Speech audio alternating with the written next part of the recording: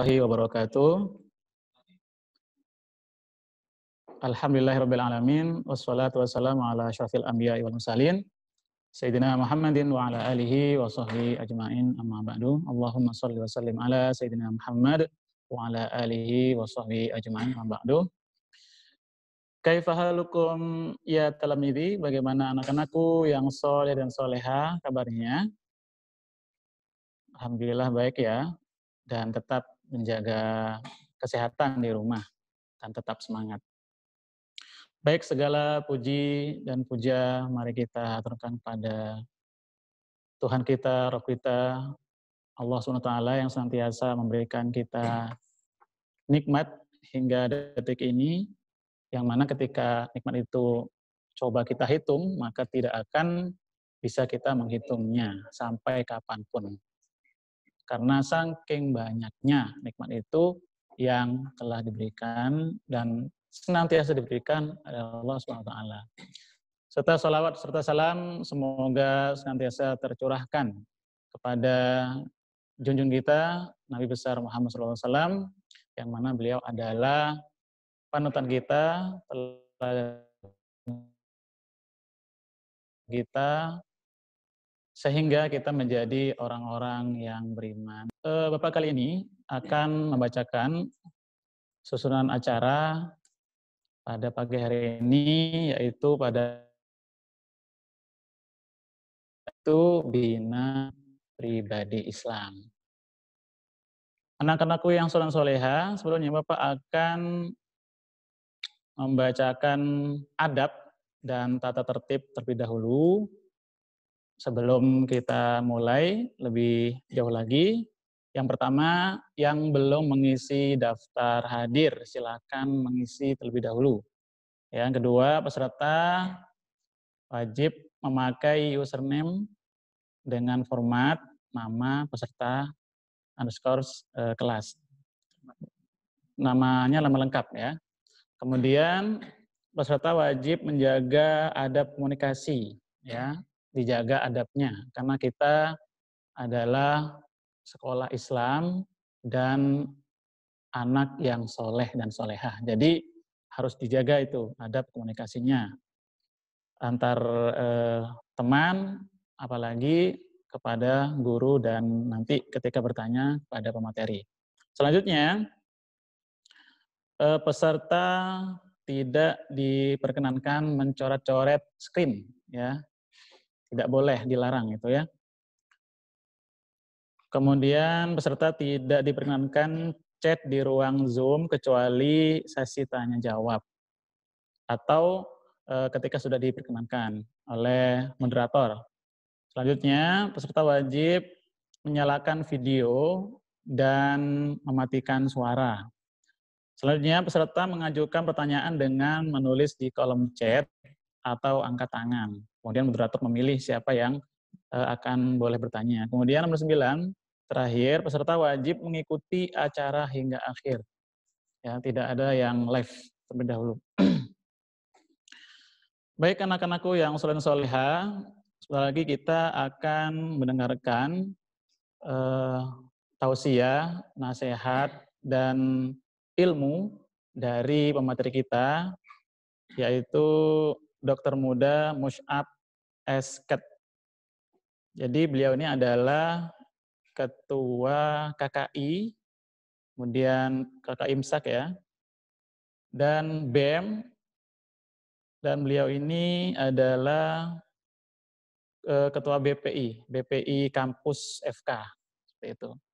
Jadi banyak sekali pengalaman beliau dan beliau merupakan orang yang sangat tekun dalam membina adik-adiknya seperti itu. Kemudian baik Bapak akan bacakan susunan acaranya.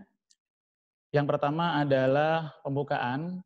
Mari kita buka acara kita supaya nanti berjalannya acara lancar dan sampai akhir ya. Yang pertama kita buka dengan membaca Ummul Quran. ala hadhihi niyyah wa likulli niyatin shalihah. Al-Fatihah. A'udzu billahi minasy syaithanir rajim. Bismillahirrahmanirrahim. Alhamdulillahi rabbil alamin. Ar-Rahmanir Rahim. Maliki yaumiddin. Iyyaka na'budu wa iyyaka nasta'in. Ihdinas siratal mustaqim. Siratal ladzina an'amta 'alaihim ghairil maghdubi 'alaihim waladdallin. Amin. Bacaan yang kedua yaitu tilawah yang akan dilantunkan oleh Ananda Muhammad Rizky Zikrullah. Kemudian setelah itu barulah diisi oleh pemateri Dr. Muda Musy'ab Esket. Kepada Ananda Muhammad Rizky Zikrullah, silakan untuk tilawah.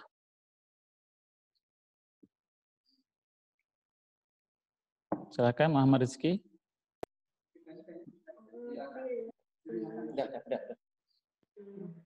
Silakan tafadhol. Alladzina yaquluna rabbana innana amanna faghfir lana dzunubana wa qina adzabannar. As-sabirina was-sabiqina wal-qanitina wal-mu'minina wal-mustaghfirina bil ashar. Syahidallahu annahu la ilaha illa huwa wal malaikatu wa ulul ilmi qa'iman bil qist. La ilaha illa huwal azizul hakim. Inna ad-dina 'indallahil Islam wa ma ikhtalafa alladzina utul kitaba illa min ba'di ma ja'ahumul ilmu baghyan bainahum wa man yakfur bi ayatillahi fa innallaha sari'ul hisab.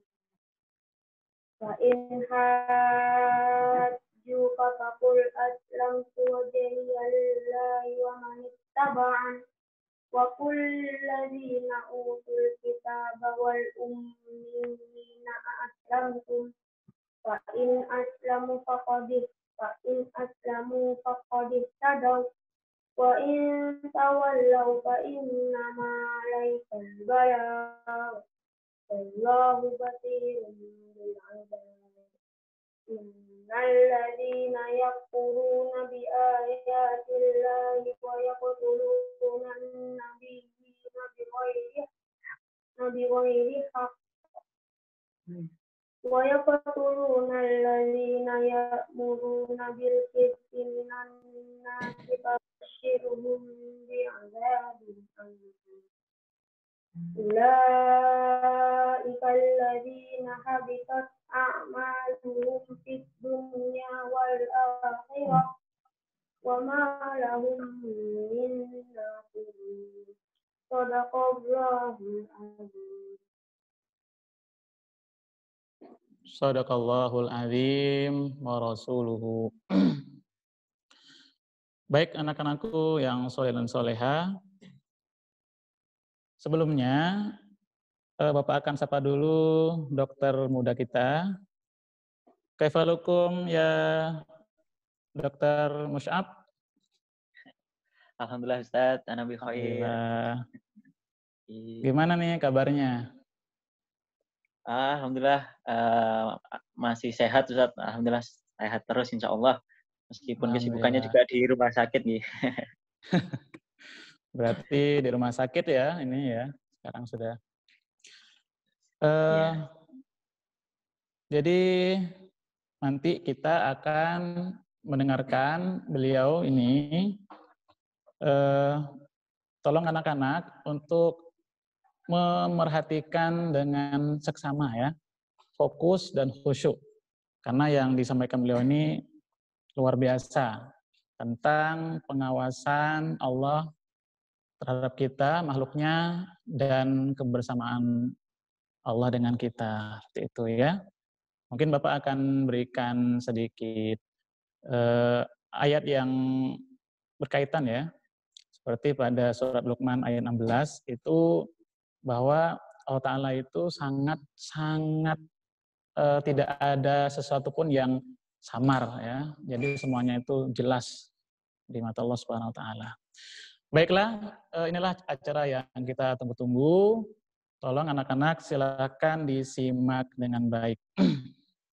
Kepada dokter muda kita, Mus'ab Esket, kepadanya dipersilakan. Monggo.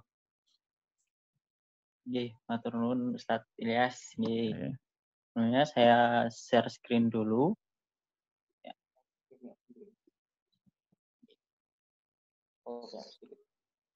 Oke, untuk waktunya nanti kita sampai jam 9.30.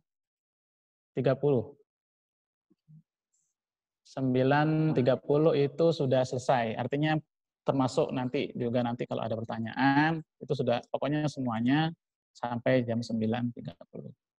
Tafadhol. Nggih. Assalamualaikum warahmatullahi wabarakatuh. Waalaikumsalam warahmatullahi Gimana kabarnya adik-adik semua? Dalam keadaan sehat ya, alhamdulillah. Kak Mus'ab ini juga sehat ya.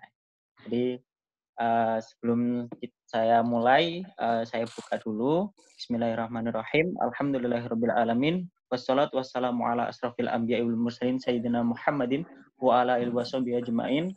Alhamdulillah, segala puji bagi Allah yang telah memberikan kita rahmat serta hidayahnya sehingga kita itu bisa berkumpul. Mau nyampein hormat segala macam. Walaupun kita sedang berjarak ya, jadi kita sedang di rumah masing-masing, kita belajar melalui rumah masing-masing, tapi alhamdulillah Allah masih memberikan kita Saya belum pernah kesehatan jadi supaya moderator kita Zoom soalnya. mengikuti acara ini. Nah, salawat serta salam tak lupa kita limpah curahkan kepada junjungan kita Nabi Muhammad SAW, yang mana atas perjuangan beliau kita mampu merasakan nikmatnya berislam dan kita mampu bisa menikmati Islam itu nggak ada gangguan gitu loh. Kalau dulu para sahabat itu sering diganggu ketika ingin mengikuti kajian, tapi adik-adik di sini sangat lancar. Apalagi sekarang udah ada Zoom seperti ini, fitur alat untuk berkomunikasi via jarak jauh ini sangat memudahkan kita lah seperti itu. Nah, sebelum kita mulai harus kenalan dulu nih.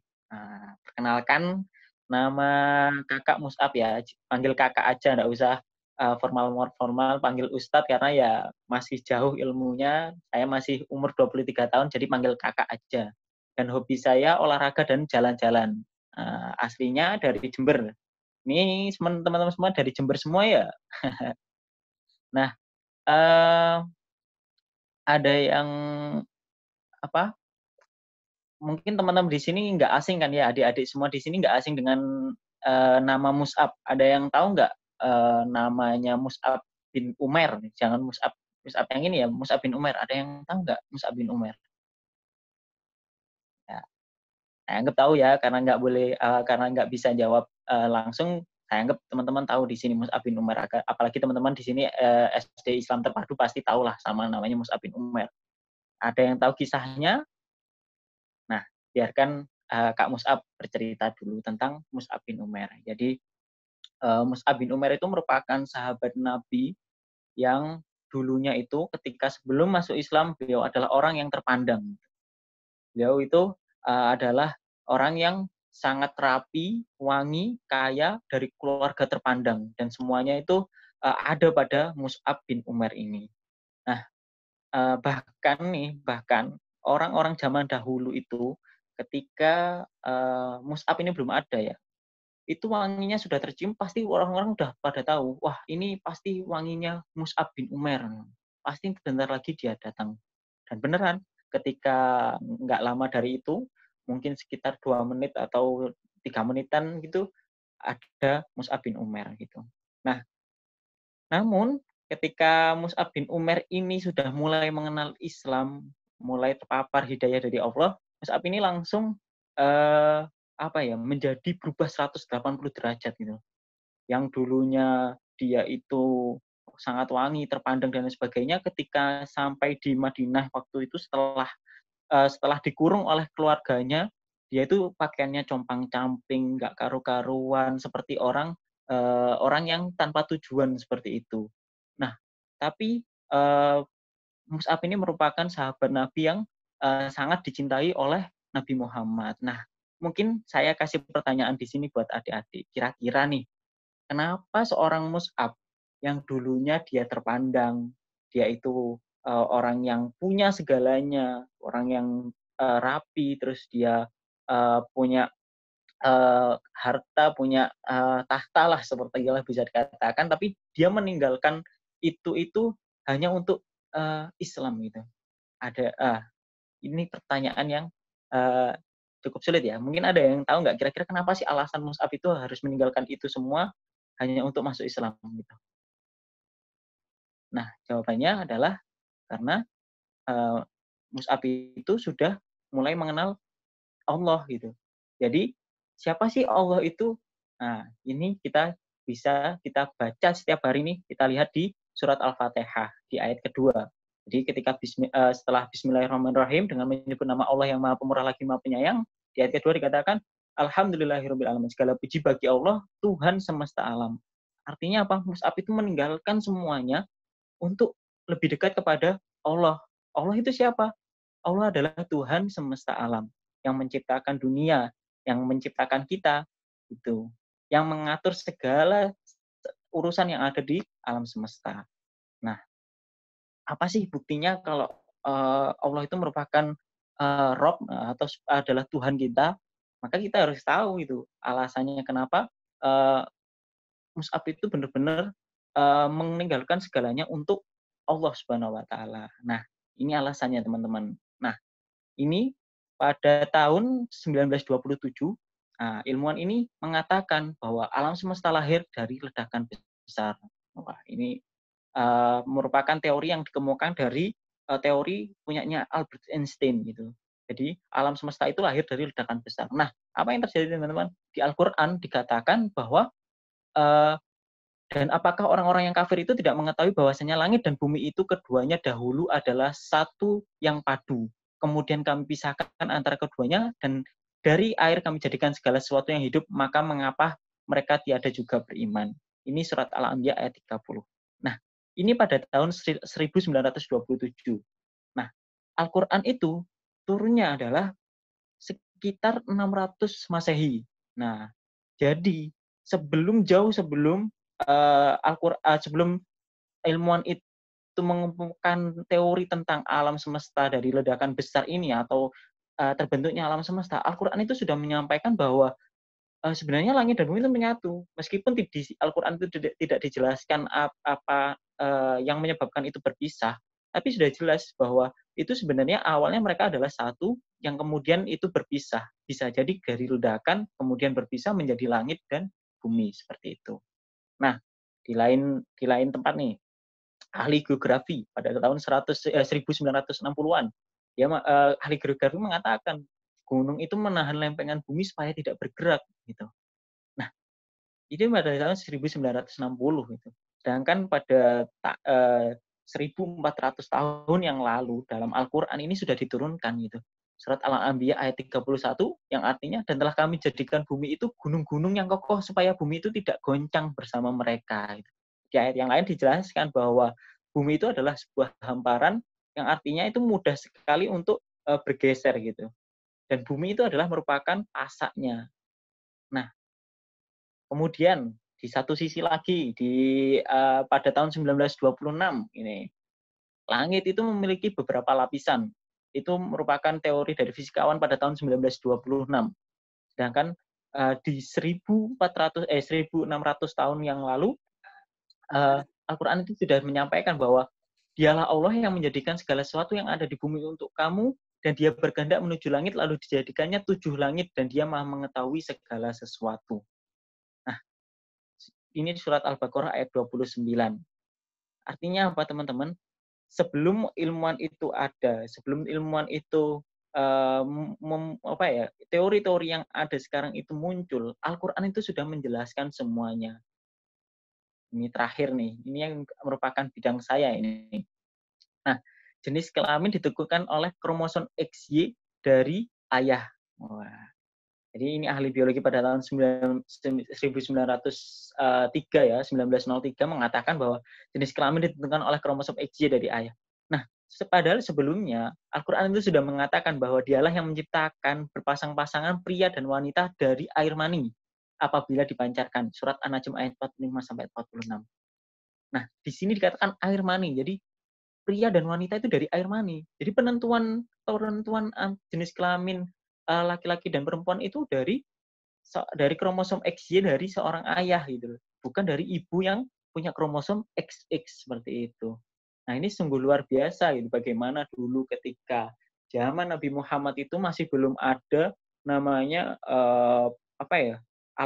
alat bantu untuk meneliti seperti misalkan mikroskop, kemudian teleskop dan lain sebagainya, itu belum ditemukan. Tapi pada zaman Nabi Muhammad kita sudah diberitahu bahwa yang menentukan jenis kelamin itu adalah ayah gitu loh, kromosom XY gitu. Meskipun tidak spesifik dikatakan XY gitu.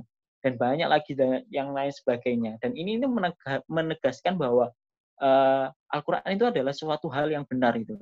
Dan Al-Quran itu merupakan sumber yang dapat kita percaya. Dan itu merupakan mukjizat kepada Rasulullah SAW yang harus kita percayai keseluruhan isinya seperti itu. Nah, ini dari sini kita harus bisa menarik kesimpulan bahwa apa yang ada di dalam Al-Quran itu merupakan sebuah fakta gitu loh. Dan di dalam kalau kita ingin dekat dengan Allah atau kita ingin mengenal Allah, maka kita harus bisa melihat hal-hal yang seperti ini gitu loh. Kita harus bisa meneliti gitu loh. Di dalam Al-Quran juga dijelaskan bahwa kita itu harus mampu berpikir dalam artian apa? Belajar. Teman-teman di sini adik-adik semua harus mau belajar supaya adik-adik itu tahu gitu loh bahwa apa yang dikatakan dalam Al-Quran itu benar. Seperti itu. Nah, saya sendiri ketika sudah masuk di dalam kedokteran gitu ya, banyak sekali fakta-fakta yang akhirnya saya itu lebih tergerak untuk mendekatkan diri kepada Allah seperti itu. Seperti contohnya bagaimana proses pembentukan manusia itu dijelaskan secara rinci dalam Al-Quran. Kemudian sunnah-sunnah dari Rasulullah mengenai bagaimana berpuasa itu bisa meningkatkan kesehatan dan lain sebagainya. Itu sungguh membukakan bahwa ajaran Nabi Muhammad atau ajaran yang dibawakan oleh Nabi Muhammad itu merupakan ajaran yang diturunkan langsung oleh Allah. Nah, mungkin kita bisa bayangkan ya, bagaimana kan ada sekarang sedang ramai ini bagaimana Nabi Muhammad itu dikatakan bahwa Al-Quran itu adalah ciptaan Nabi Muhammad, hanya karangan, sebuah fiksi yang diciptakan oleh Nabi Muhammad. Padahal kalau adik-adik ingat ya, adik-adik di sini ingat bahwa ayat pertama yang turun dalam Al-Quran itu adalah surat Al-Alaq yang berbunyi tentang Iqra gitu kan ya. Iqra, bacalah. Nah, ketika disuruh membaca, Nabi Muhammad itu bilang, aku tidak bisa membaca. Gitu. Diulangi lagi oleh malaikat Jibril. Iqra, bacalah. Nabi Muhammad mengatakan, aku tidak bisa membaca. Nah, bagaimana mungkin seorang yang tidak bisa membaca bisa menciptakan teori-teori yang luar biasa, sangat fakta gitu loh. Ini teori yang benar-benar sudah terbukti gitu, dan masih banyak yang lain yang sudah terbukti. Ini hanya sebagian kecil, seperti misalkan contoh yang bumi itu akan berputar dan segala sesuatu akan berputar pada porosnya, dan bumi itu memang berputar. Itu baru ditemukan sekitar sekian tahun setelah Al-Quran seperti itu. Nah, maka dari itu sudah jelas, maka kita itu harus bisa mempercayai bahwa Allah itu ada. Dan ketika kita mempercayai bahwa Allah itu ada, maka kita harus bisa mempercayai bahwa Allah itu memiliki 99 nama, yang itu merupakan nama-nama yang agung, dan salah satunya adalah yang kita harus tekankan di sini adalah Allah itu maha mendengar dan maha melihat. Nah, ini PR yang diberikan oleh ustadz-ustadz nih di SDIT kepada Kak Mus'ab nih, untuk menjelaskan bahwa Allah itu selalu ada untuk kita, karena selalu mendengar dan melihat apa yang kita kerjakan, seperti itu.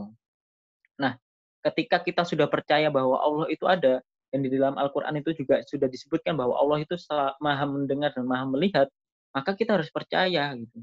Kita harus bisa mempercayai. Nah, Kak Mus'ab akan berangkat dari kisah ini. Wah, jadi pada zaman dahulu itu ada seorang kiai ya. Jadi ada kiai itu yang ingin mencari penerus untuk mengajarkan atau meneruskan pondoknya seperti itu, meneruskan sekolahnya, meneruskan risalah dakwah dari Islam itu sendiri. Nah, ada beberapa murid ini. Ustadz ini punya beberapa murid yang terpercaya seperti itu. Ada 5 muridnya, ada 5 murid yang terpercaya. Nah, kemudian oleh Ustadz ini diberilah masing-masing muridnya ini 1 ekor merpati.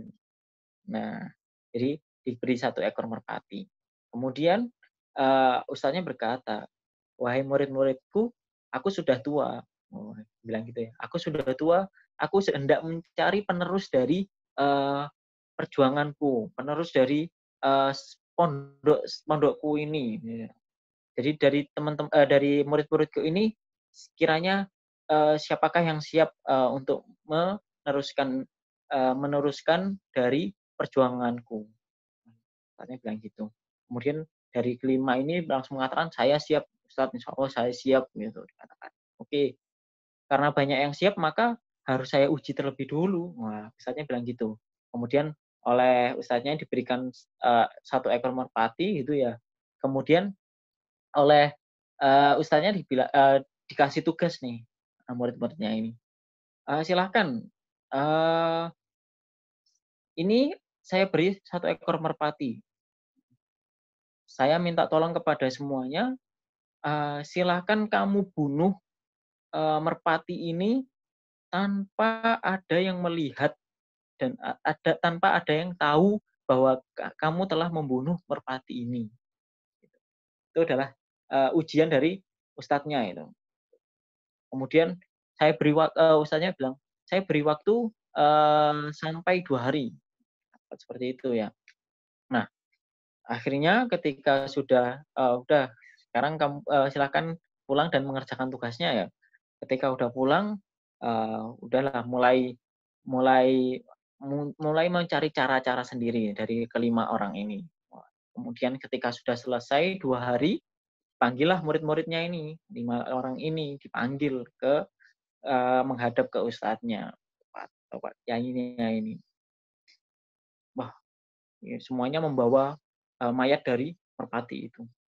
Nah, ada yang bilang, wah, orang pertama bilang ini, "Ustadz, saya itu membunuhnya di dalam kamar mandi, Ustadz. Waktu itu sepi, tidak ada siapapun. Saya jamin tidak ada yang tahu saya telah membunuh merpati ini." Itu orang pertama.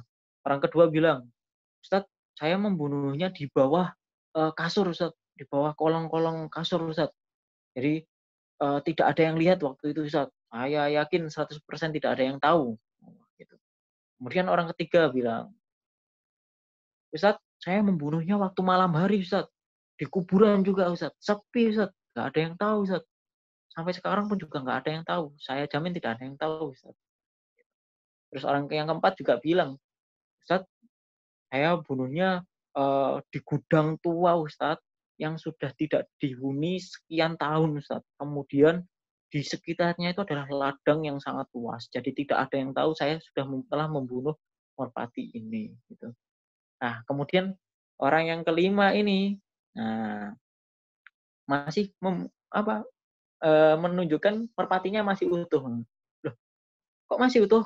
Ditanya ustadznya gitu. "Kok masih utuh ini?" "Iya, Ustadz, saya bingung, Ustadz. Wah, saya itu sudah mencari tempat paling sepi, Ustadz. Wah, saya itu sudah saya di kuburan malam-malam gitu, Ustadz. Saya waktu mau bunuh, tiba-tiba saya keinget, Ustadz, bahwa, oh iya, Allah masih bisa lihat nih. Wah, akhirnya pindah lagi. Saya ambil selimut Ustaz. Saya di kamar ambil selimut, saya tutup tubuh saya dengan selimut beserta merpatinya. Kemudian saya mau membunuh, ingat lagi Ustaz. Ah, iya, Allah itu masih bisa melihat saya kalau saya di sini. Kemudian saya cari lagi Ustaz, di kolong jembatan Ustaz. Saya sudah di sana Ustaz. Ketika mau membunuh lagi, saya ingat bahwa Allah masih bisa melihat saya. Nah, akhirnya sang ustadz tersenyum melihat jawaban dari murid yang kelima ini. Ya, sebenarnya itu adalah ujian. Nah, ustadznya bilang gitu. Ini adalah ujian buat kalian. Eh, Allah itu akan selalu melihatnya. Allah itu akan selalu melihat apa yang kita kerjakan. Allah akan selalu tahu apa yang kita kerjakan. Gitu. Maka ketika saya meminta untuk membunuh merpati ini tanpa dilihat oleh siapapun, itu, maka sejujurnya Allah itu masih melihat. Nah, akhirnya si murid yang kelima ini dijadikan penerus dari pondok dari ustadznya itu. Nah, dari sini teman-teman kita bisa mengambil hikmah bahwasanya memang Allah itu selalu membersamai kita. Allah itu akan selalu melihat perbuatan yang kita kerjakan gitu. Apapun bentuknya, mungkin sekarang teman-teman lagi ikut BPI ya, ikut pembinaan ini, ya Allah itu akan tahu gitu loh. Dan para malaikat di sisi kanan dan kiri kita itu akan mencatat gitu loh bagaimana si A gitu mengikuti BPI dengan baik, atau si B mengikuti BPI dengan mencoret-coret screen gitu misalkan, atau si C ini tidak mengikuti BPI karena ketiduran, itu Allah akan tahu gitu loh. Dan kita tidak akan bisa bersembunyi dari pengawasan Allah Subhanahu wa taala, seperti itu. Nah, ini dalam surat Al-Hadid ayat 4, wa huwa ma'akum aina ma kuntum wallahu bima ta'maluna basyir. Dan dia bersama kamu di mana saja kamu berada dan Allah Maha melihat apa yang kamu kerjakan. Nah, di sini teman-teman sudah jelas di Al-Qur'an dikatakan bahwa Allah itu akan selalu bersama kita. Nah, tapi ingat jangan disamakan kebersamaan Allah kepada kita itu seperti orang gitu loh. Jadi, wah, jangan-jangan Allah di pojokan nih, atau jangan-jangan Allah di atap-atap. Wah, bukan gitu. Keberadaan Allah itu bukan seperti itu maksudnya. Jadi keberadaan Allah itu bisa dari rahmat yang diberikan oleh Allah kepada kita sehingga kita itu akan selalu merasa apapun yang kita kerjakan itu merupakan rahmat dari Allah. Dan bisa juga Allah itu selalu mengawasi di atas arsy-Nya. Dan Allah selalu tahu apa yang sedang kita kerjakan. Seperti itu. Nah, di ayat ini juga kita diajarkan bahwa ketika kita dekat dengan Allah, meyakini bahwa Allah selalu bersama kita, maka teman-teman di sini akan selalu memberikan yang terbaik, selalu melakukan yang terbaik, seperti itu. Nah, kayak misalkan nih, ini paling sering terjadi sama adik-adik kayaknya ya, ketika adik-adik ini sholat gitu kan ya, sholat duhur ketika dulu waktu masih belum online ya, sholat duhur di masjid SDIT itu kan, wah pada rapi, khusyuk itu kan ya, rapi, berbaris rapi, khusyuk sholatnya, wah ketika ditanya, wah kok rapi kok, nah tapi ketika di rumah ya, ketika disuruh sholat, wah sholat set set set set set, set selesai, set set set set set, set selesai. Artinya apa di sini teman-teman masih belum meyakini bahwa Allah itu selalu melihat itu. Jadi ketika nanti teman-teman setelah mendengar materi ini ya selalu diingat ya teman-teman bahwa Allah itu akan selalu melihat kita. Jadi kalau teman-teman mulai kepikiran, wah aku mau sholat, wah oh iya Allah lihat nih. Jadi aku harus sholat yang baik. Nah, harus sholat yang khusyuk gitu. Karena Allah selalu melihat apa yang kita kerjakan nih gitu. Meskipun tidak ada yang melihat itu kan ya, misalkan orang tuanya lagi tidak di rumah gitu. Terus lagi sholat gitu. Set, set, set, set. Oh, jangan kayak gitu ya. Jadi buat adik-adik tetap harus bisa melakukan yang terbaik. Nah, selain itu, ketika teman-teman di sini itu sudah meyakini bahwa Allah itu akan selalu bersama kita, maka teman-teman itu akan merasa lebih tenang. Karena Allah selalu bersama kita. Nah, Allah itu akan eee, menyertai kita dalam segala urusan dan Allah akan selalu mendengar doa-doa kita, seperti itu. Jadi kayak misalkan, teman-teman yang kelas kelas 6 ya, ini ada kelas 6-nya ya udah mau ujian gitu, harus belajar rajin. Nah, "Aduh aku belum belajar, udah mau ujian, aduh aku belum belajar," dan lain sebagainya. "Wah aku bingung," dan lain sebagainya. Maka harus tenang, karena di situ ada Allah gitu. Ketika teman-teman sudah berusaha, maka dipasrahkanlah kepada Allah, seperti itu. Nah, cara yang paling gampang untuk, meningkatkan ya atau membuat diri kita itu sadar bahwa Allah itu ada selalu bersama kita, yaitu adalah dengan berdoa. Nah, ini paling paling, harus digarisbawahi nih, berdoa ini adalah, salah satu, cara yang paling ampuh untuk membuat diri kita itu selalu sadar bahwa Allah selalu bersama kita, gitu. Ketika kita berdoa dengan mengucap bismillah gitu loh, maka semua kegiatan kita itu akan dihitung menjadi ibadah. Dan ketika kita, sudah mengucapkan bismillah, maka kita itu akan merasa, "Oh iya, aku sudah mengucap doa nih," maka otomatis, "Oh iya, aku akan selalu ingat bahwa Allah itu akan mengawasi kita." Jadi nggak ada tuh ceritanya kayak misalkan, "Wah wah ini roti siapa ya di atas meja? Udahlah bismillah makan aja." Wah, nggak bisa gitu. Ketika udah mengucap bismillah, artinya ketika kita mengucap bismillah itu bukan hanya dengan, "Oh aku makan ini dengan menyebut nama Allah terus menjadi halal, bukan seperti itu. Tapi ketika kita mengucap bismillah, oh bismillah, oh iya ya, Allah itu melihat ya, ini bener nggak boleh dimakan? Udahlah taruh dulu aja, nunggu ada orang yang, orang yang di sana untuk ditanya, "Ini punya siapa?" Gitu. Nah, Eee, banyak sekali kisah-kisah mengenai tentang bagaimana kedekatan seorang hamba kepada Allah, di mana hamba ini benar-benar yakin bahwa Allah itu selalu ada, maka dia itu tidak bisa semena-mena hidup di dunia, atau selalu melakukan yang terbaik hingga akhirnya dia itu sukses. Itu banyak sekali contoh-contoh ceritanya yang tidak bisa saya ceritakan satu persatu. Nah, tapi saya akan membagi satu kisah lagi, yaitu kisah tentang, pemuda dan apel gitu. Kalau tadi kan sama merpati, kalau ini dengan apel. Jadi ketika itu, eee, dia sedang tidur-tiduran nih, sedang tidur-tiduran di, bawah pohon itu, kemudian dia bangun gitu, "Wah saya lapar nih, enaknya makan apa ya?" Kemudian tiba-tiba dia melihat, kan di sebelahnya itu ada sungai. Nah dia melihat, "Wah ada apel nih," kemudian dia langsung ambil apel, dia langsung makan. Oh, makan. Lupa dia berdoa, langsung enak makan karena dia laparnya itu ya, langsung dimakan gitu. Setelah dia makan kemudian, "Oh iya, saya belum doa. Bismillahirrahmanirrahim." Oh, kemudian, dia langsung ingat, "Oh, ini apel siapa? Nggak mungkin ini, apel ini tiba-tiba mengalir sendiri gitu dari sungai gitu. Wah, jangan-jangan ini punya orang nih.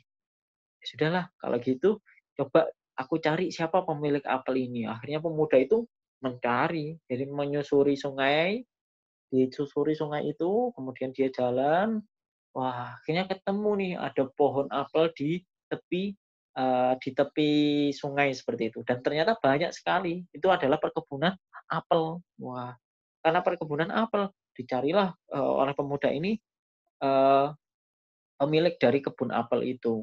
Wah dicari ini. Kemudian ketemulah sebuah rumah di dekat kebun itu, diketok. "Assalamualaikum Pak," kemudian bapaknya jawab, "Waalaikumsalam. Ada apa ya Dek?"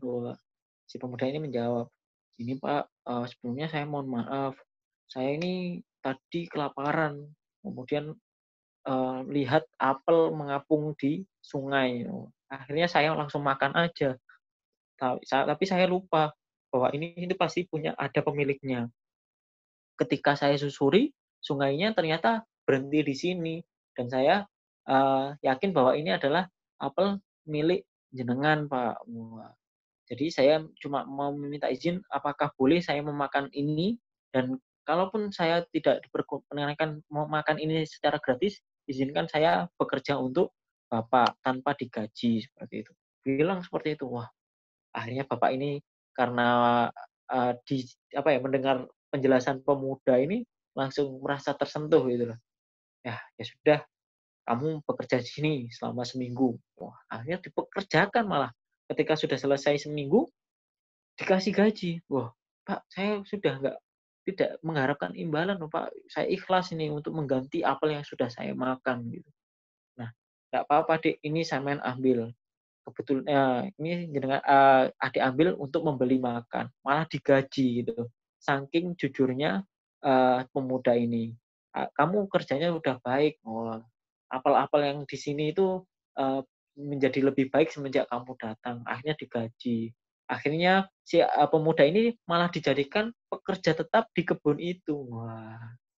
Nah, dari sini kita harus paham bahwa segala sesuatu yang kita niatkan atau kita selalu berhati-hati bahwa kita selalu mengingat bahwa Allah itu selalu bersama kita, maka kita akan mendapatkan balasan yang jauh lebih baik, jauh-jauh lebih baik. Nah, mungkin sedikit pesan dari saya untuk adik-adik sebelum masuk ke sesi tanya jawab ya. Buat adik-adik semua, mari ditingkatkan kesadaran kita bahwa Allah itu selalu bersama kita. Karena dengan sadarnya kita, maka kita akan selalu memberikan yang terbaik. Akan menghindari sebuah kemaksiatan, kita menghindari perbuatan-perbuatan yang dosa. Dan kita akan selalu meningkatkan ibadah kita kepada Allah Subhanahu wa taala gitu. Ketika kita tahu Allah selalu bersama kita, maka kita akan merasa selalu diawasi dan kita akan takut untuk melakukan dosa gitu. Dan ketika kita melakukan dosa pun kita akan menjadi tidak tenang gitu. Bakal ketahuan nggak ya, aku barusan makan rotinya si A nih, wah aku bakal ketahuan nggak ya, kira-kira aku dosa nggak ya. Ketika kita tahu bahwa Allah itu akan selalu membersamai kita, maka kita akan terhindar dengan atau terjaga dari perbuatan-perbuatan yang dosa seperti itu. Jadi teman-teman, sekali lagi, ketika teman-teman sudah yakin bahwa Allah itu ada, maka kita harus meyakini bahwa Allah itu maha mendengar dan maha melihat, dan kita yakin bahwa Allah itu selalu dekat dengan kita, dan ketika kita yakin bahwa Allah dekat dengan kita, maka kita harus memberikan yang terbaik di setiap kegiatan yang kita lakukan. Dan ketika kita ingin membuat kegiatan itu yang terbaik, maka kita harus mengawalinya dengan doa. Seperti itu. Nah, jadi mungkin itu yang dapat kakak sampaikan. Kakak nggak bisa bercerita banyak karena juga memang sebenarnya ustadz-ustadz di SD itu juga jauh lebih jago ya, lebih banyak lah ilmunya dibandingkan Kak Mus'ab. Jadi mungkin itu biar lebih enak mungkin dilanjutkan dengan sesi pertanyaan atau sesi diskusi. Mungkin itu saya kembalikan ke moderator terlebih dahulu. Monggo Baik, jazakallah khairan katsiran. Ada Kak Mus'ab ya manggilnya ya. ya Ya, Kak ada ya. baik, luar biasa sekali yang disampaikan oleh Kak Mus'ab tentang bagaimana kita itu tidak punya tempat untuk bersembunyi hanya karena ingin menghindari penglihatan Allah SWT. Tuh, ya. Jadi apa intinya? Kita harus senantiasa berbuat baik sehingga terlihat baik oleh Allah SWT, sehingga Allah Ta'ala memberikan rahmatnya dan kita dimasukkan surganya. Amin ya rabbal alamin.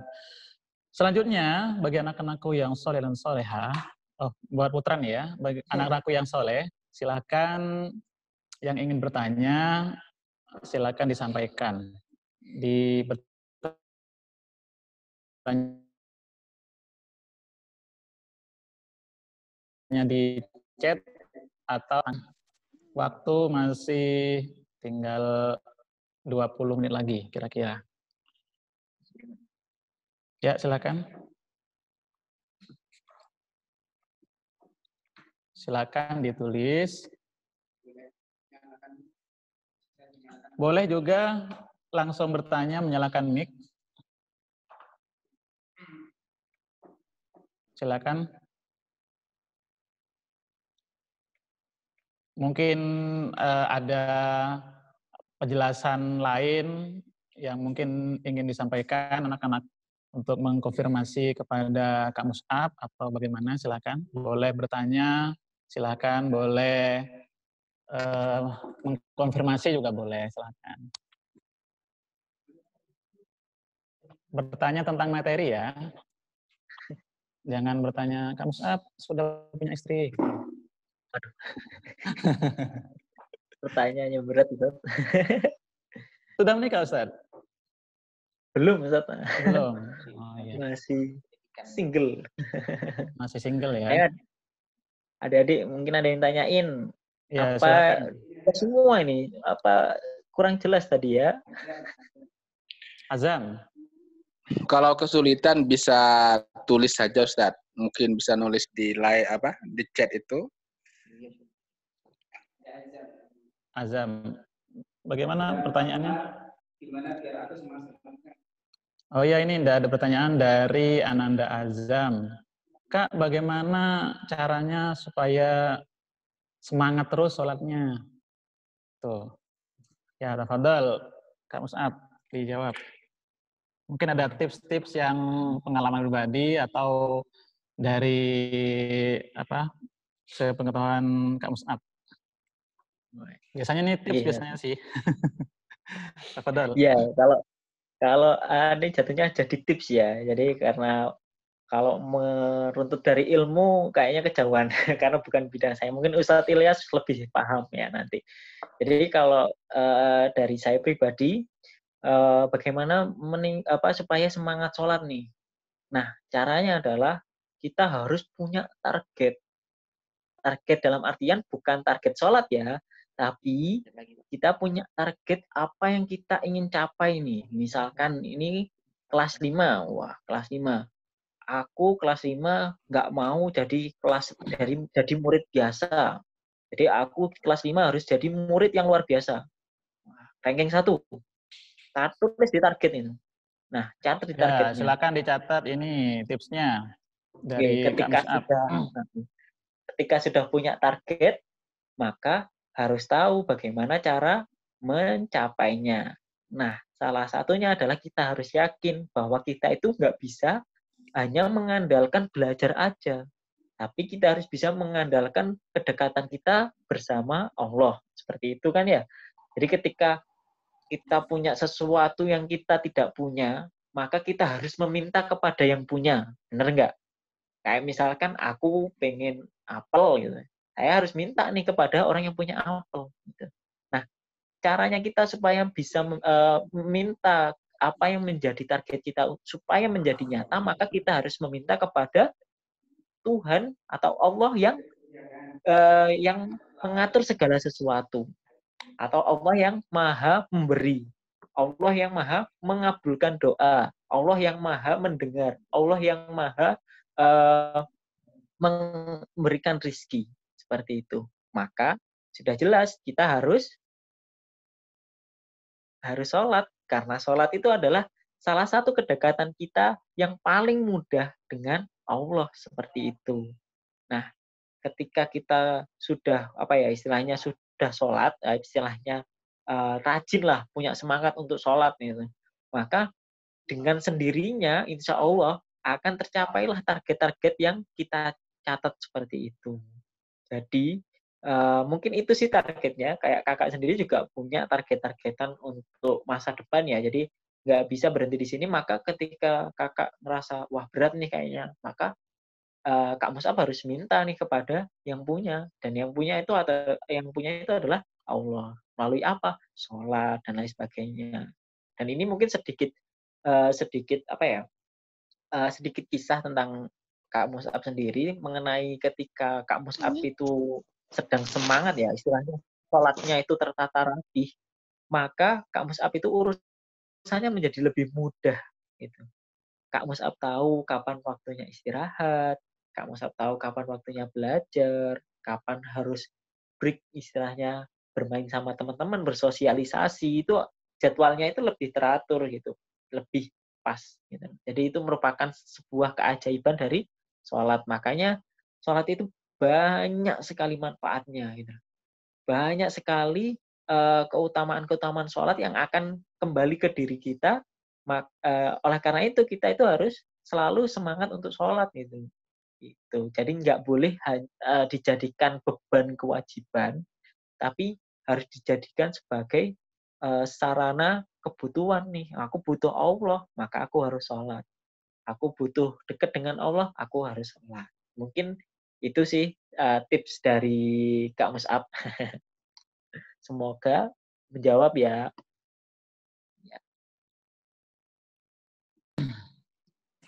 Nah, itu tips dari Kak Mus'ab ya, supaya semangat sholatnya.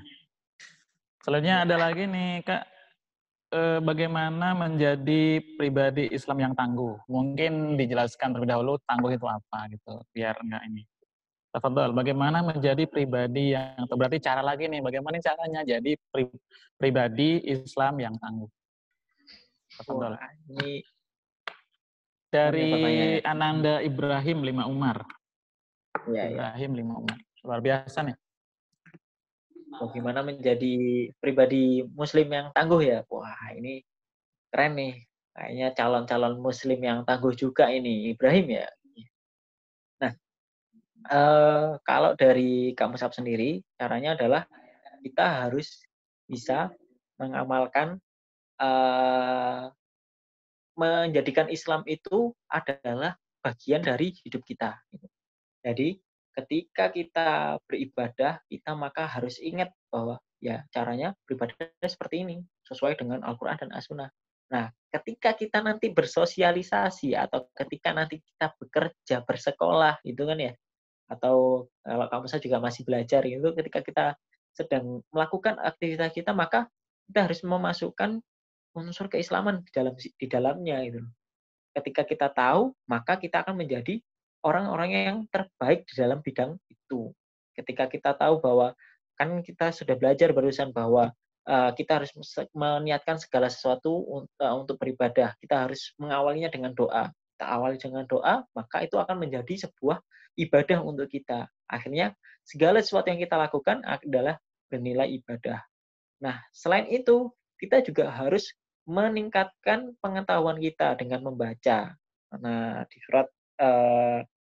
di surat Al-Alaq ya dikatakan ikra, baca, seperti itu ya. Jadi kita harus membaca gitu. Dan ketika kita membaca, tanda ilmu itu masuk adalah kita bisa mempraktekkan. Nah, kalau teman-teman membaca ya banyak sekali tentang sunnah Nabi itu yang sangat relevan dengan kesehatan. Jadi ketika Nabi Muhammad sendiri itu kan orang yang kuat ya. Pedangnya itu wah, kalau kalau kata ustadz-ustadz itu kan ya, beratnya itu benar sudah hampir 10 kilo. Padahal pedang itu dipegangan tangan satu gitu kan ya. Pedang itu dipegang tangan satu, artinya apa? Muslim zaman dahulu itu sangat tangguh gitu loh. Sangat memperhatikan fisiknya bagaimana gitu. Makanya buat teman-teman semua juga harus tetap mengimbangi dengan olahraga. Jangan hanya main game, nonton TV atau nonton HP gitu ya. Tapi harus diimbangi dengan olahraga.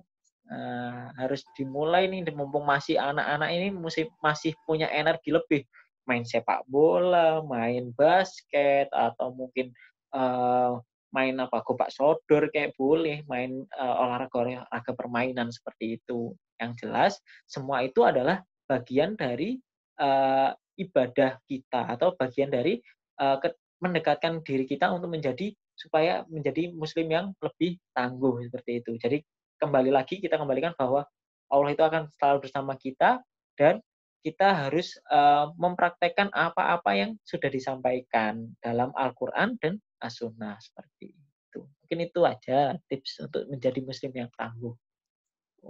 Jangan lupa olahraga. Nah, itu yang mantap itu ya. Jadi dibangun dulu fisiknya, kemudian ruhiyahnya juga harus mantap juga seperti itu ya. Mungkin itu intinya anak-anak. Jadi tipsnya itu mempraktekkan ilmu yang sudah kita dapat, ilmu dari guru-guru, dari ustadz, dari kamus up, nah, itu dipraktekkan. Tapi hari ini harus mempraktekkan ilmu tentang pengawasan Allah kepada makhluknya. Artinya, wah ini ada, misalkan nih ada video dari guru, ya ditonton sampai habis, seperti itu. Supaya dapat ilmunya juga. Kan gitu. Dia harus tangguh, jangan lembek. Selanjutnya ini ada, masih ada waktu kayaknya nih. Mungkin terakhir nih ya. Nih terakhir Kak Musab. Tips cara cepat menghafal Quran. Bagaimana caranya? Wow. Dari El Rafif Fawaz 4 Usman. Wah, Pak berat Usman, ini pertanyaannya. ya ini kelas khusus emang, kelas penghafal Quran. Tafadhol, mungkin dari bisa disambungkan dengan materi hari ini. Tafadhol. Dari saya mungkin tipsnya adalah karena mungkin siapa namanya Rafif ini kepalanya bisa jadi lebih banyak dari Kak Mus'ab nih, karena kelas tahasus ya, khusus hafid nih atau menghafal Quran gitu. Nah, tapi yang jelas ketika kita menghafal Al-Quran itu adalah yang pertama kita harus perbaiki adalah niat kita. Niat kita menghafal Al-Quran itu apa? Harus dicari dulu tujuan kita menghafal Al-Quran. Misalkan ingin memakaikan mahkota nanti di surga, ingin menjadi dengan Al-Quran, aku ingin berdakwah misalkan seperti itu. Niatnya harus diperbaiki seperti itu. Apa yang menjadi tujuan kita harus diluruskan itu. Nah, ketika sudah diluruskan, maka yang jelas kita akan seimbang dengan perbuatan kita. Wah, jangan lupa setelah kita berniat harus doa. Sebelum menghafal kita harus doa dalam keadaan suci, kan itu adalah adab-adab sebelum menghafal Quran. Itu dipraktekkan, itu harus dipraktekkan dengan baik gitu, karena dengan mempraktekkan dengan baik, sekali lagi ketika kita melakukan yang terbaik gitu, maka akan mendapatkan hasil yang baik pula gitu kan ya. Jangan sampai ketika ketika kita di sekolah gitu, ayo ustadznya bilang, ayo semua wudhu dulu sebelum menghafal Quran, wudhu. Ya, akhirnya wudhu. Habis itu selesai, ayo duduk semua, duduk yang tegak, duduk yang rapi. Kita menghafalkan surat ini, bisa mengikuti. Nah, tapi pas sampai di rumah, karena tidak ada yang mengawasi gitu kan ya, Islah aku tak hafalan sambil tiduran, sambil geleng-geleng, sambil main game, sambil istilahnya terganggu, terdistract dengan yang lain gitu kan ya. Sampai lupa ndak sholat, tidak berwudu terlebih dahulu gitu kan ya. Sampai lupa, itu adab-adabnya tidak dilakukan. Akhirnya menghambat kita gitu dalam menghafal Al-Quran gitu. Kalau biasanya di sekolah dengan waktu 1 jam gitu ya, kita bisa menghafalkan 1 halaman, ketika di rumah 3 jam belum tentu bisa dapat 1 halaman. Karena apa? Karena ya tidak mengamalkan adab-adabnya. Kita ngerasa, kan itu kata ustadznya. Wah, sekali lagi ya, padahal itu sudah dijelaskan di sunnahnya gitu kan ya. Harus melakukan ini. Ketika nanti coba deh dipraktekkan lagi di rumah itu. Kita ngerasa, iya ya, aku diawasi nih sama Allah, nggak boleh malas-malasan kayak sebelum-sebelumnya. Aku harus kayak di sekolah saat ada ustadznya. Akhirnya wudhu dulu, terus kemudian niat yang ikhlas, kemudian membaca doa, kemudian mulai menghafal. Insya Allah nanti bisa jauh lebih cepat lah, bisa dikatakan seperti itu. Ketika di sekolah 1 jam dapat 1 halaman, di rumah juga 1 jam 1 halaman dengan mempraktekkan adab-adab menghafal Al-Qur'an, seperti itu. Nah, kalau untuk menghafal pelajaran, wah ini salah satu studi yang sangat luar biasa ya. Jadi ini pelajaran pelajaran kedokteran dikit ya. Jadi ketika orang itu ingin menghafalkan sesuatu itu, maka cara yang paling paling mudah adalah dengan mengulanginya terus-menerus. Jadi ketika otak itu mau apa ya istilahnya, mau membuat sebuah memori, maka dia itu akan membuat jalan untuk mencapai memori itu. Nah, jalan itu akan mudah terbentuk atau mudah kita lalui ketika kita sering melalui jalan itu. Artinya apa? Harus selalu diulang, diulang, dan diulang. Dalam menghafalkan Al-Quran, kita harus selalu mengulang, murojaah, seperti itu. Dalam pelajaran juga seperti itu. Coba diulang, diulang, diulang. Gitu. Hampir sama. Dan ketika kita terbiasa mengulang, gitu, ini sebuah studi ya, ketika kita terbiasa mengulang, maka kita akan mudah untuk menghafal. Jadi, teman-teman yang di sini yang alhamdulillah kan ya, punya target hafalan kan ya, ketika punya target hafalan, teman-teman terbiasa mengulang sebuah ingatan, maka insya Allah akan lebih mudah untuk menghafalkan sebuah pelajaran. Jadi teman-teman harus yakin nih, ketika teman-teman menghafal Al-Quran, adik-adik semua ini menghafal Al-Quran, insya Allah adik-adik akan mudah untuk menghafalkan pelajaran. Nggak ada ceritanya matematika dapat 5. Kalau ada, berarti hafalannya belum sungguh-sungguh. Mungkin itu aja, Ustaz, triks dan tipsnya dari saya.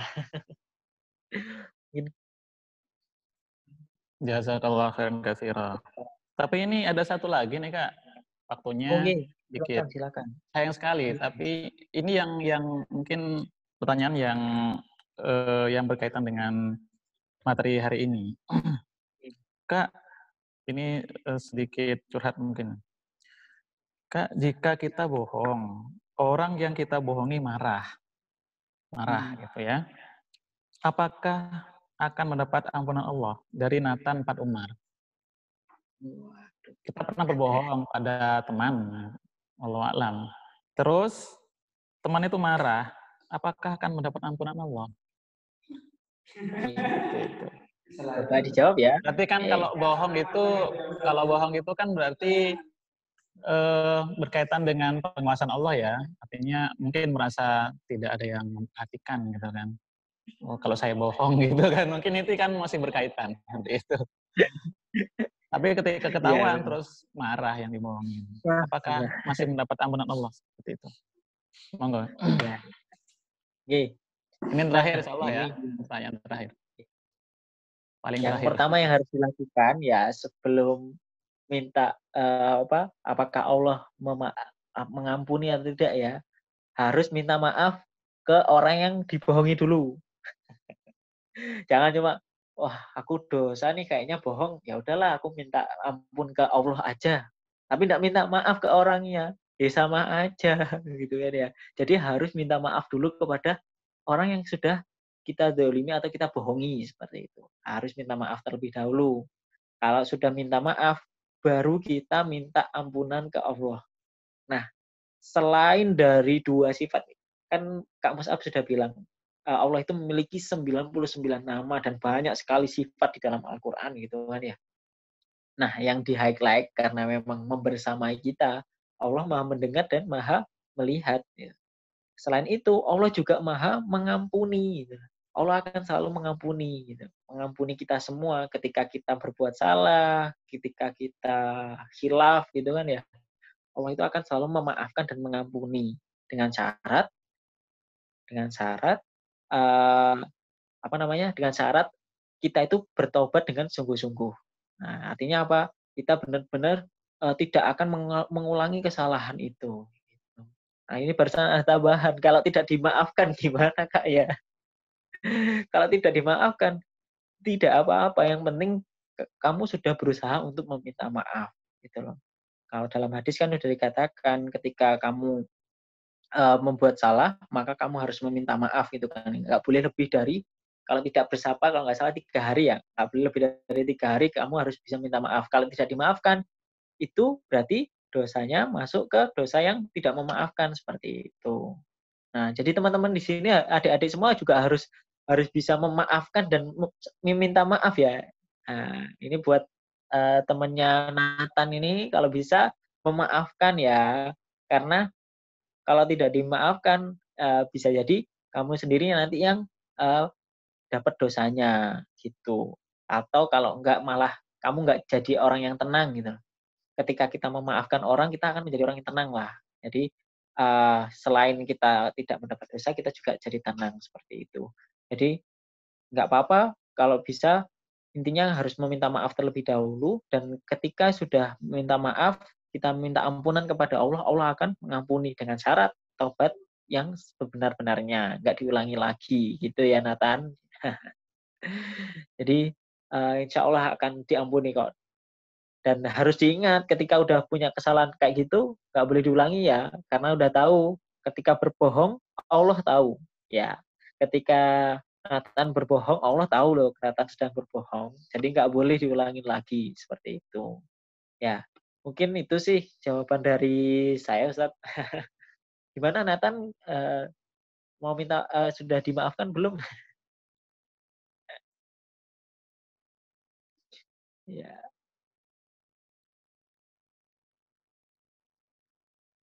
ih,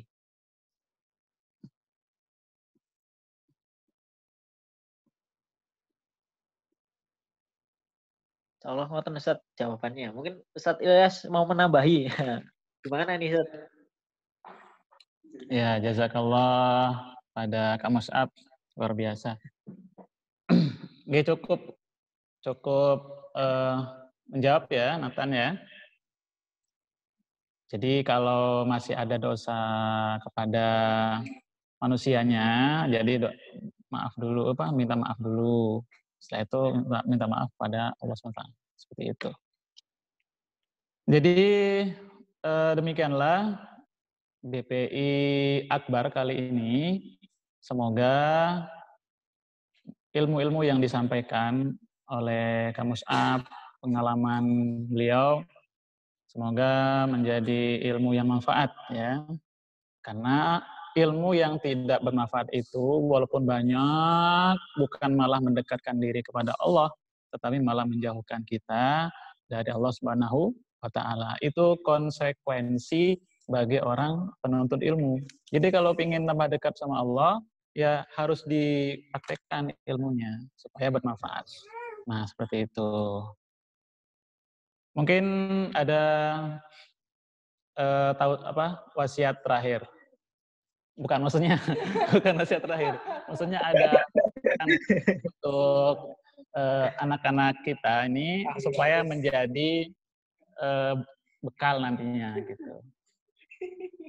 Ya, mungkin untuk yang terakhir nih ya, tetap berkaitan dengan materi ya, karena Allah selalu membersamai kita. Jadi harapannya teman-teman selalu ingat bahwa Allah itu selalu ada untuk teman-teman.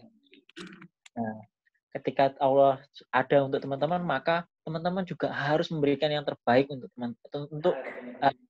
diri teman-teman semua, adik-adik semua, dan untuk beribadah seperti itu. Nah, beribadah itu bisa dalam bentuk apapun gitu. Misalkan belajar gitu kan ya. Jadi teman-teman harus belajar mumpung masih kecil, mumpung masih fresh nih otaknya, harus mau belajar menghafal Quran. Nah, harus mau melakukan itu. Nggak boleh capek, dan kalau capek ingat Allah selalu ada. Mungkin itu dari Kak Mus'ab, kurang lebihnya Kak Mus'ab mohon maaf. Assalamualaikum warahmatullahi wabarakatuh. Assalamualaikum warahmatullahi wabarakatuh. Terima kasih banyak saya ucapkan sebesar-besarnya kepada Kak Mus'ab. Semoga sehat selalu ya dan senantiasa berdakwah di sini maupun di luar sana nanti. Baik, demikianlah anak-anakku yang soleha. Oh iya, soleha nggak ada ya, yang soleh aja berarti. Anak-anakku yang soleh, dipraktekkan. Pokoknya intinya kalau menuntut ilmu itu praktek ya. Ilmu yang baik dipraktekkan seperti itu. Baik, Bapak tutup dulu. Silakan, mari kita tutup dengan baca kafaratul majlis sebelum keluar dari room ya. Kita baca bersama-sama. Subhanakallahumma bihamdika asyhadu an la ilaha illa anta astaghfiruka wa atubu ilaik. Wassalamualaikum warahmatullahi wabarakatuh. Bapak sebagai pembawa acara plus moderator, mohon maaf jika ada kesalahan. Wassalamualaikum warahmatullahi wabarakatuh. Silakan Anda semuanya silakan keluar dari room karena akan warahmatullahi wabarakatuh. silakan keluar dari room dan akan masuk Putri ini sebentar lagi. Silakan. Bapak berikan waktu 1 menit. Silakan semuanya keluar. Keluar. Bapak juga akan keluar.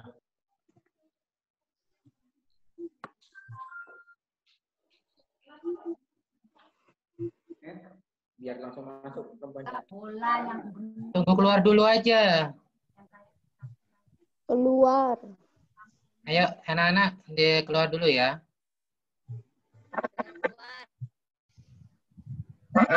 Gantian sama yang Putri.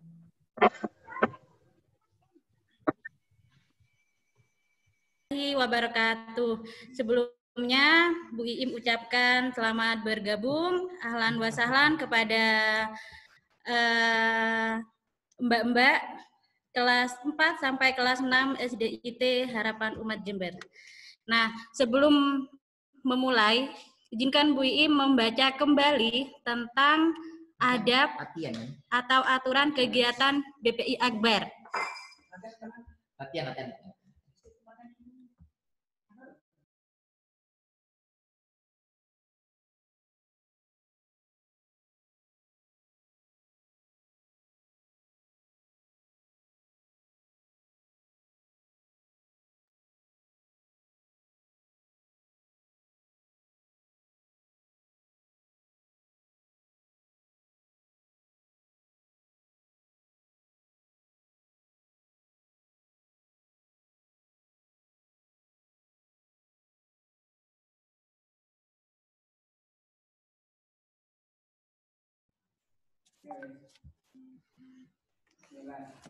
Oke. Bismillahirrahmanirrahim. Mohon maaf ya sebelumnya. Nah, izinkan Bu Iim membaca adab aturan kegiatan BPI Akbar 22 November 2020. Yang pertama, peserta mengisi daftar hadir. Kemudian langsung masuk Zoom sebelum acara dimulai. Jadi yang belum mengisi mohon mengisi terlebih dahulu ya daftar hadirnya. Peserta memakai username dengan format nama peserta, kemudian underscore kelas. Jadi nama pribadi masing-masing ya. Yang ketiga, peserta mengenakan baju bebas muslim. Yang keempat, komunikasi selama acara berlangsung.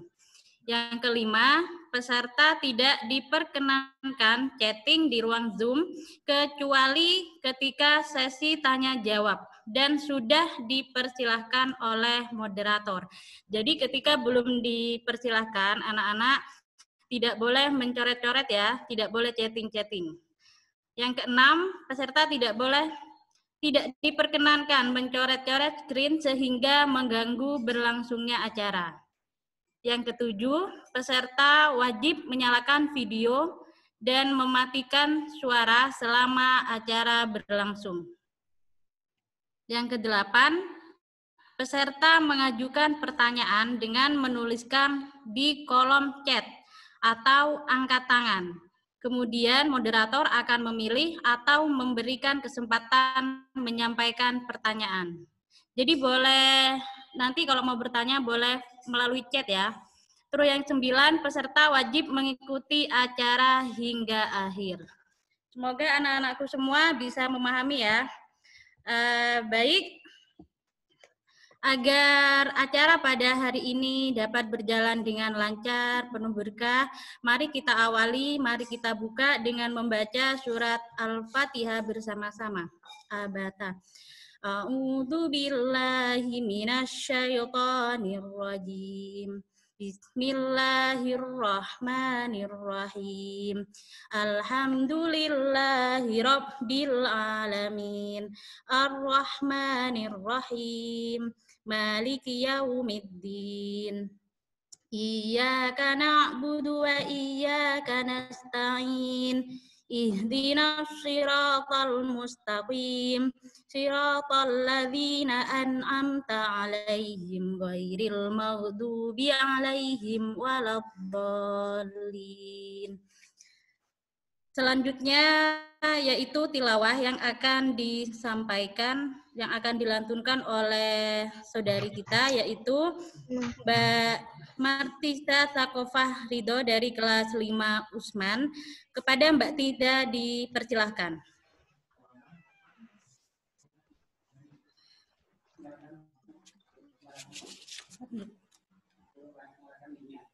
A'udzu billahi minasyaitonir rajim. Bismillahirrahmanirrahim.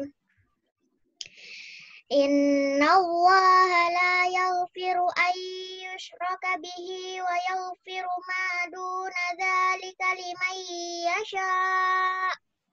Wa man yusyrik billahi faqad dhalla dhalalan ba'ida. Iyad'una min dunihi illa inatha wa iyad'una illa syaitanan marida la'anahu Allah wa qala la attakhizanna min ibadika nasiban mafruḍa wala udhillannahum wala umanniyannahum wala amurannahum falayubattikunna adhanal an'ami wala amurannahum falayughayyirunna khalqallah faman yattakhidhish syaitana waliyan min dunillahi faqad khusira khusranan mubina.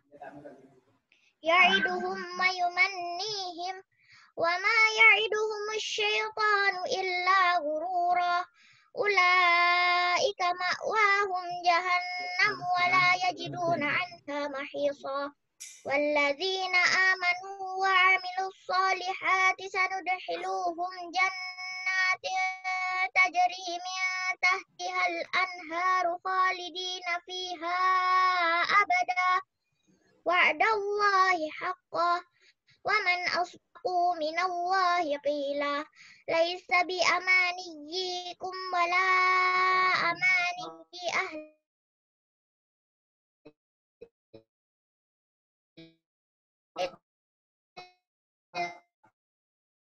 kitab.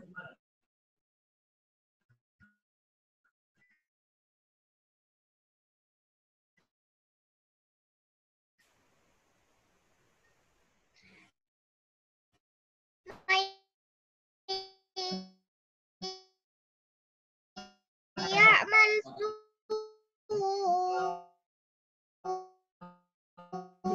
yujza wa mu'min wa tabi'a millata